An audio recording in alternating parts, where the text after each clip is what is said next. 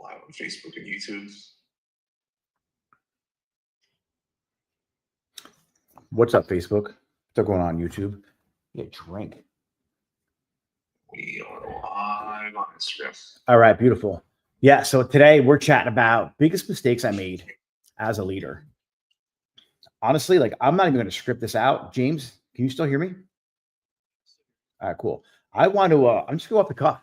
Like I want to really make this as authentic as possible because I don't want to script it. I want to really talk about what I struggle with as a leader. I think one of the first things that comes to top of mind is thinking your team can read your mind. Like one of the things I've always struggled with was passing on or delegating something to somebody and me just thinking they know exactly how to do that particular task and they know exactly what my definition of done is. And a lot of people don't.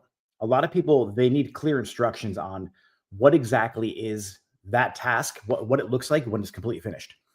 And so for me, I would just pass something along and thought that was delegating. And then I'm done, right? I don't own the project anymore or the task. It's that person's problem now. And that's not how you delegate. That's not how you pass things on. And so I think from a leader, that was one of the things I've always struggled with in the beginning was wondering why no one does it like me. And that's what actually happens. What happens is you start questioning everyone else around you who can't do the job the way you used to do it because you know exactly what it looks like to be done because you're the visionary, you're the person with the vision. And when you delegate something, which is what you think you should do as an owner, you tell someone to do X, Y, and Z, and then you're done with it. And then a week later, you're like, hey, where's this project? Where's this task? What's going on with the inventory? And it's done like shit because the person doesn't have the full picture. They don't have the full vision, and you didn't give them really clear instructions either. And so this is where we come in with the 10-80-10 rule. And what I've been doing recently is literally just filming myself doing a task. I literally just did this before this podcast. I screen recorded my computer to my virtual assistant. I went through word by word, step by step with a screen share exactly what I wanted done, why I needed it done. That's important. Not just like the what, the why. So when a situation comes up and they have to question to go left or right, well, it's a little easier when you know why she's doing it. Like, if I go left, is that going to help me achieve this result? Is this going to align with the vision of the why, or should I go right? So, as an owner and you're delegating or a leader, you have to be crystal clear on what that project looks like when it's done. First and foremost, you have to be able to articulate that. Second, you have to tell them why this particular task is important. And then you have to inspect what you expect. You have to set a date with that person in your calendar. Tuesday at 4:00, we're going to take a look at this project. And usually by Tuesday at 4:00, the project is done. If it's not, there should have been some kind of communication from the point you handed that off till Tuesday at 4:00 to update you on what was going on. So there is something called a success sheet that I use now, and it's actually pretty awesome. I list out exactly all the details of the project that I want done. I go through what my definition of done is, what needs to be true about all of this in order for this to be done. Because someone can give you a project and it could on paper look done, but what else needs to be true? Is there somebody else that has to be tied into this project? If you need help with something, one of my biggest issues that I have with people is they don't take any action when things get harder. There's an obstacle on that project. They wait for that meeting. So you have to let them know if there's a problem with this project, I'm giving you the authority to try and solve it. If it doesn't go as smooth as I'm laying out for you right here, I need you to think outside the box and figure it out. And this is where that 1-3-1 rule comes in. It's what's the one thing we could do what one thing can we do that will solve 80% of the problem? Or what is the thing that's causing 80% of the issue, I should say. And if they can't figure that out, they have to figure that out. Like if you're working on something and you're stuck and you're like, shit, I just can't figure this out. Like this is wrong and that's wrong and that's wrong. And I just don't know what direction to go in. Stop, write everything out. Take a look at all the different obstacles you have with that particular issue. And which one of those if you fixed it, could clear up 80% of the problem. Now, what you do is you figure out what are the 3 best solutions for that one problem. And then out of those 3, which one's the best? Which one you think will have the best chances of success for you? That's what you do. 1, 3, 1. So you have to give your team the ability to start problem solving for themselves, because that's the whole point of having a team member that you delegate to. So you don't have to micromanage. And when you give them the power to do stuff like that, it makes things a lot easier. So I'm going to backtrack that real quick for you. When someone's dealing with an issue or multiple issues, out of all the issues, which one would solve 80% of the main problem right now? That's what you're going to focus on solving. And that's really across business altogether. Like, pretty much that's the theory of the constraints. So as a leader, when you delegate, because that's the joy of being a leader, being an owner, is you get a chance to pass stuff on to other people to free up your time to work on other things that bring you closer to the big goal and vision. But a lot of people find themselves frustrated because no one does it like you. Well, here's another thing that I feel like I've not failed at, but I needed to really strengthen in my beginning years of being a leader. Think about you as an owner. Think about you watching this podcast, taking time out of your day to listen to maybe some tips that could help you out. Think about the books you read. Think about the seminars you go to. Think about the coaching programs you're in. Think about the courses you take. Does your team do any of that stuff? And if they don't, guess what? You have a lot more knowledge than them. So you can't just tell people what to do. You have to train them. You have to pour into them all of that knowledge you invested into yourself and invest into your team. That's one of the things you should be doing as an owner or as a leader. Your job is to coach and mentor your team. Now, sometimes a lot of people don't want to hear it. They're pretty comfortable in where they're at in life, but it's your job to bring the best out of them. And so sometimes when I realize, like, hey, I have to really pour into them all the knowledge I've learned, the issue I get is it's too much for them. Like, I'm a little too high energy. And so I've had to learn how to make them really, truly see their goals and see what's important for their life. And by asking them these 3 simple questions: what experiences do you want to have in life? What kind of person do you need to become to make those experiences possible? And then number 3, how are you going to help other people make their experiences possible too? And typically the first one is the igniter, right? That's the one that gets them thinking. And when you ask them what experiences do you want to have in life, and they can't figure that out, ask them to put themselves 30, 40, 50, 60, 70 years into the future. You're 90 years old, sitting on your front porch. What are the memories you wish you had created in your life? The things that you want to make sure you accomplished and you don't want to live with any regret. Things that if you didn't do them, you'd regret not doing them. What are those things? And then what kind of person do you need to become so those things actually happen for you? And then you start really unpacking their goals and their dreams. And the reason why I'm telling you this is because I used to let people off the hook. Like, I have a high standard for myself. And a lot of times I don't hold them to that high of a standard. Hey, I'm the owner of the salon. It's me with the big vision, and your vision has to be so big it fits their vision in it. But it's okay to have different visions, but theirs should be big too. Everyone around you, you should leave better than you found them. And at the end of the day, your team should be reaching really, really hard for that big goal for themselves. And you have to have the skill set to help them get there. And if you could do that, if you really pour into your self-development and your leadership skills and whatever skills it is that you need to acquire to become a better owner, a better leader, you need to pour them back into your team again. And I know people out there watching right now are like,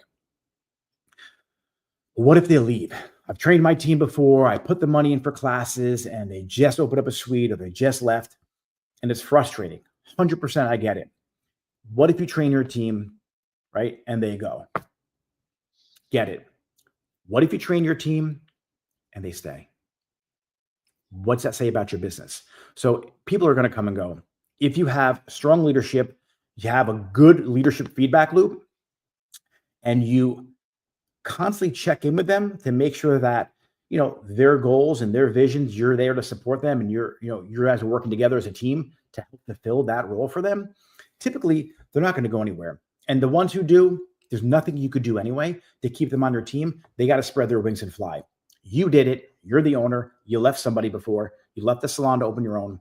That's 99% of the people out there. So when a team member wants to do that, you can't blame them. It's where we're at in our careers right now. So I want you guys to understand the mistakes that I made only make me a better leader now. And guess what? I still make them all the time. Like when I started the whole coaching business, my salon suffered because I only had enough energy and time to focus on one area. I had to figure out how I can implement my mentorship and coaching business all into one with my salons. And that's what I'm doing now.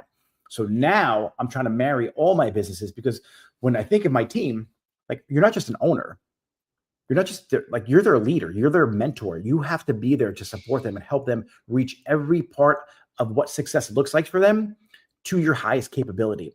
So if your team, or you have a team member that's constantly wanting to go to class, is constantly trying to do better, if you don't at least stay one chapter ahead of that person, they're going to want to believe in you.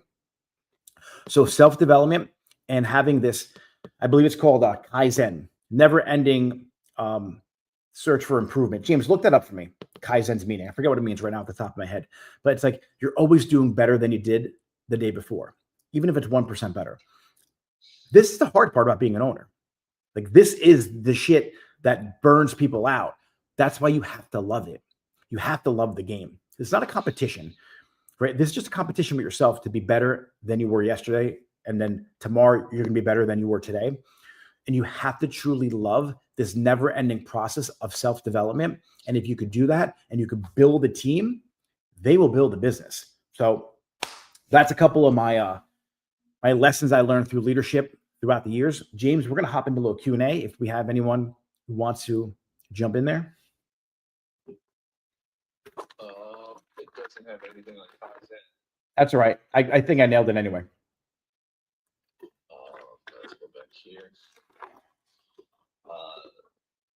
No questions right now. Someone that says you're an amazing leader. Hold on one second. I'll look up the other platforms.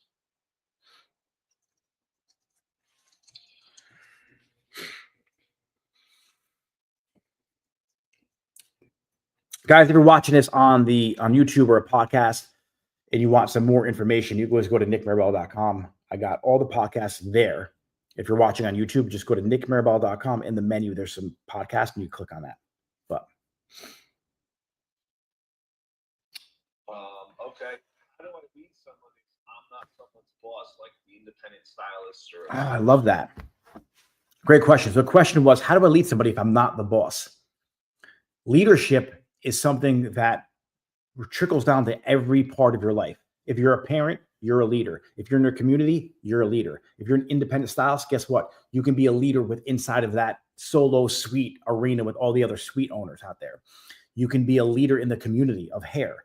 You could, now don't forget, if you're solo in a suite, you have other opportunities with brands. Let's say if you're a true leader and you're creating content that helps inspire people, those brands will take notice, especially if you're using those brands. They're going to bring you on their team to possibly educate.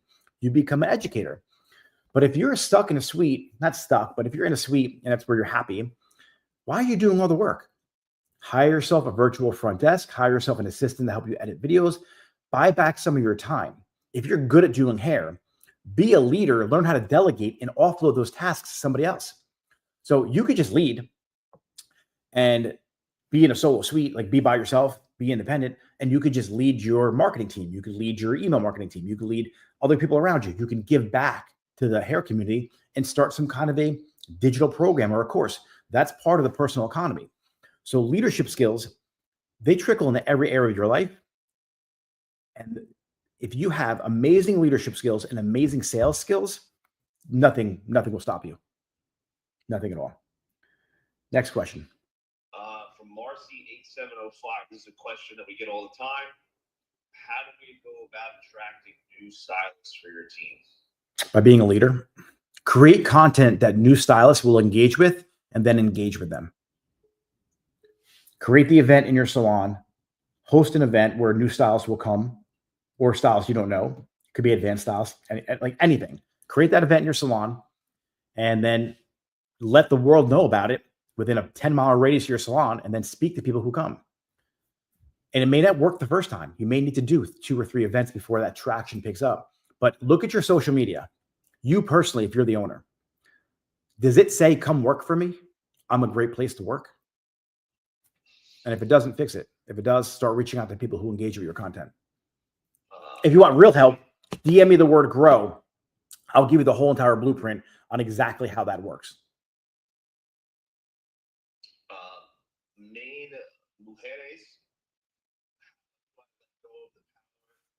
control of thinking someone else isn't going to love it the way I do and not care for the customer. Yeah, I don't even know what that means. Let me think here.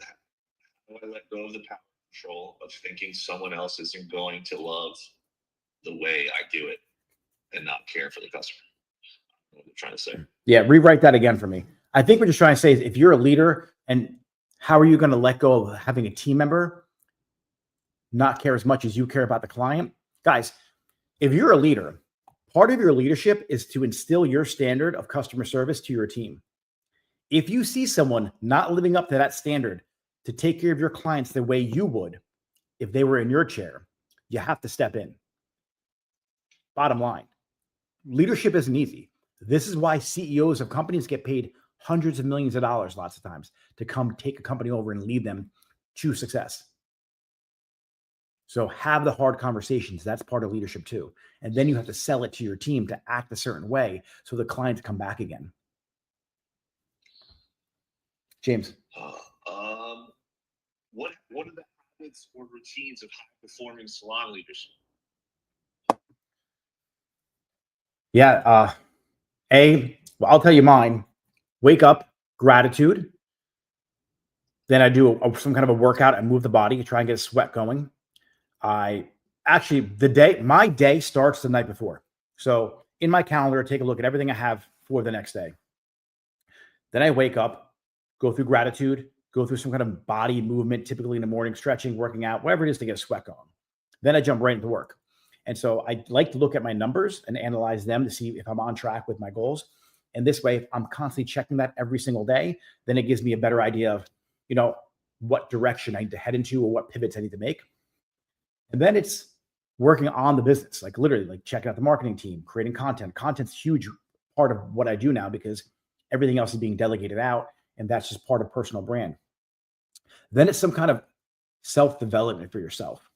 So just much like you used to when you first started doing hair, you had to learn the cutting and the coloring, all those techniques. That's still a facet of what you do if you're still behind the chair. But you also have to learn the leadership, the communication, the marketing, the mindset, all of that to lead your team. So the habits that you need, honestly, they're all self-development. That's it. Like the better you are as a human being and as a stylist and as a owner, the more skills you acquired, the better leader you're going to be. There's nothing else to it. And that's literally discipline. If you say you're going to do something, then do it. One of the things I like is I have no more than 6 tasks to get done in a day. Some of them may delegate, but it's called the Ivy Lee. Let me see. Forget what it is. I think it's called the Ivy Lee method. Let me check this out real quick here. Yep. Look up the Ivy Lee method. It's a productivity technique where at the end of each workday, you write down the 6 most important tasks to get done the next day and just prioritize them. If you do that every single day, you will have consistent compounding results that by the end of the year, you'll be $1 million salon. But just don't be distracted and stay the course. Habits are habits. Quit the drinking, quit the bullshit. Do what you say you're going to do. Wake up, take care of yourself, take care of your health. Like you work out, like this morning, my story was exhaust the body to tame the mind. If you don't have good energy, if you're physically not in good shape, what does that say about you? If you don't care enough about your own body and yourself to at least be healthy, how can anyone take you serious? Like that's where it starts with first. Your basic self-care habits, they start there. Then all of that trickles in to your business.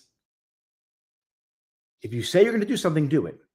That's it. And if you say you're going to do something and it doesn't fall on the timeline you thought it was going to fall on, that's okay. Don't stress yourself out.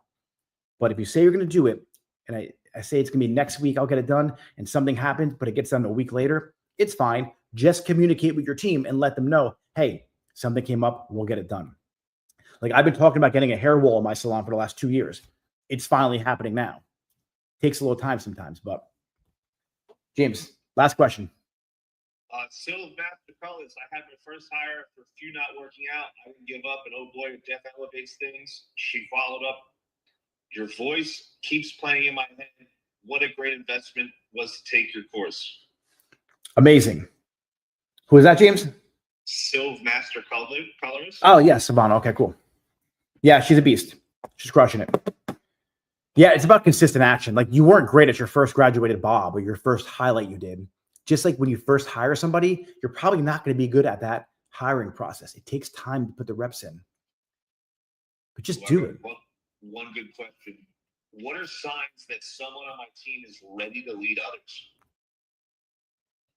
They do it without you telling them. That's it. Like they're the go-to person that people look up to and they trust. It's all about that. Don't forget, a lot of times you think someone might be ready to lead people because they are that person. And for whatever reason, you put that label on them and they crumble. So you have to make sure that their mindset's ready. Like that self-belief, that conversation needs to happen. Some people just are gifted at certain things. And then once you tell them to do it as part of their routine, they crumble for some reason. I don't know why that is, to be honest with you. It's this standard. They think that it's a limited belief, right? It's their belief structure. That's exactly what it is. But if people are already looking up to them and they're taking the initiative to be a leader without you having to put that label on them, then they're ready. This is a good one for you. Keep people motivated when I'm not always physically present at the salon. Standards, right? They should feel your presence by the standards you're setting. I'm not in my salon right now. I'm not in any of my salons. I'm down in Florida right now, and I'm hopefully going to be looking at other salons down here to purchase. It is all about how you train your team, the language you use with them. And I don't have any employees, by the way. They're all independent commission stylists, which is 100% legal and possible. I don't have to micromanage anyone. Yes, we have to step in and keep some kind of structure, or else it would just be chaos. But as long as when you hire somebody, you hire for hunger and character, and then you set a standard in your salon. Like I have to say, I have a pretty amazing team. They all have keys. I mean, they miss me a lot of times because I'm not in the salon as much as I used to, but I'm building something bigger for all of us. Like what I'm trying to build for my internal team is going to be life-changing for them. And if they don't want to be part of it or they can't see it, I don't want them to be part of it. And so you have to make sure that you set a standard, and then your presence will be felt in the salon even without you physically being there. What conversations am I avoiding that I need to have as a leader? I don't know. I don't know your situation in your salon. The question was, what conversations am I avoiding that I need to have as a leader? You have to know what their goals are. You should know every single person's goals and dreams who works for you. And you should know exactly why they haven't achieved it yet or why they're not trying to achieve them. And anytime you feel like you have to say something to somebody and you're like, I'll say it tomorrow, or that feeling you have in your gut where you're trying to avoid a conversation, that's the conversation that you need to have. I know because I used to avoid them. I still avoid them sometimes. I just don't have the time to go in depth with this person. And that's when I say to myself, stop being a little bitch and have that conversation. When you sit here and you have a team member on your team and you're avoiding to have this conversation with them because you know it's going to be uncomfortable and that person might be confrontational and you're trying to avoid it for whatever reason, have that conversation right now. Don't push it off till tomorrow. Call that person, set the time, put it in your calendar. Be like, hey, I need to talk to you. Does tomorrow at 3:00 work? And then what you do is you make a list of all the things you want to speak to that person about. And you make sure you put a little check mark next to them. You cross them off as you're talking to them, but make that list before you have that conversation with them. And then as you're speaking to them, what I like to do is, hey, how are things going with your business, with the salon, whatever the thing is that you do, barbershop, lash tech, it doesn't matter. Ask them how they're doing. Ask them about themselves. Then what you want them to do is give you some criticism about you as a leader. Then it gives you a chance to open up to them. And so they're a little more open to that conversation because it's reciprocal. It's not you just bashing them. They might be acting a certain way because you're missing the boat somewhere. And so it gives you a chance to make that a win-win conversation. And so before you enter into any crucial conversation with somebody, before any hard conversation, you start with the end in mind. What is the result you want to achieve from this conversation? If it's to let that person go, then that's how that conversation needs to end. Even if they cry, even if they give you a bunch of excuses, if the point of that conversation, the end of that conversation was to fire them originally, typically, there's always some exceptions, but typically you have to let that person go. Now, if the result was to figure out why they're acting a certain way, we'll start with the end in mind. Don't leave that conversation until you have a solution to that issue. Why is this person acting this way? You don't end that conversation. I'm going to repeat it again until you have an answer to that question. What are the most effective ways to communicate vision, value, and goals? The best way to communicate is to show them. Like, show them through your actions. Tell everyone on your team, hey, this is where we're going. This is our vision for the salon. And then show up every day. Every single thing you do should be aligned with achieving that vision. That's it. They'll see it. And whoever can't hold that standard or keep up with you, unfortunately, they're not going to be part of the team. You need everybody in the same boat rowing in the same direction. So you need to be crystal clear on exactly where you're going. Then you need to be crystal clear on where these people are going on your team. Then you have to let them know that your salon is the vehicle to get them there. It just comes from... Go ahead. Silvermaster Carlos, what's your biggest goal right now? My biggest goal is 100 people on my team averaging 3,000 a week. That's my biggest goal right now.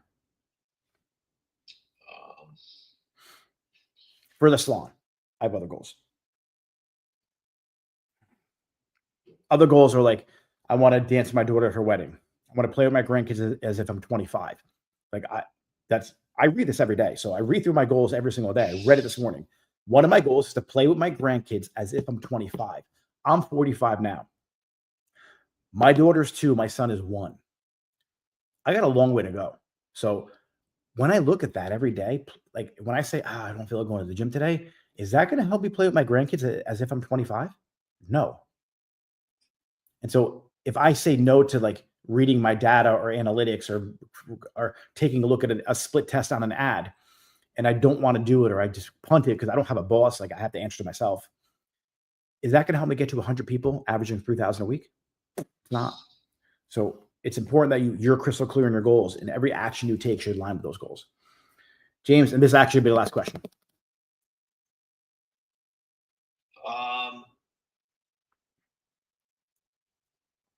What systems or playbooks do I need to place so I'm not the bottleneck?